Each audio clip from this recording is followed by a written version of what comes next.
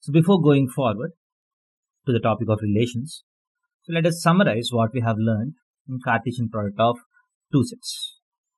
So first, we have learned what Cartesian product is.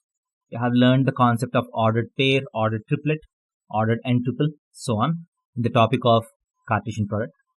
And then we have seen how to represent Cartesian product. There are four ways in which you can represent: a roster form, set builder form, diagrammatic form, and graphical form.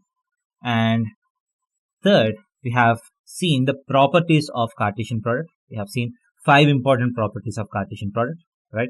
One is the distributive law. The second is if A cross B is equal to B cross A, then A has to be equal to B. Then you have 2 properties regarding subsets. If A is a subset of B, then A cross C is a subset of B cross C. A is a subset of B, C is a subset of D, A cross C is a subset of B cross D. And lastly, the 5th property is what we have understood as the most important one. If A and B have n elements in common, then A cross B and B cross A has n square elements in common. Right?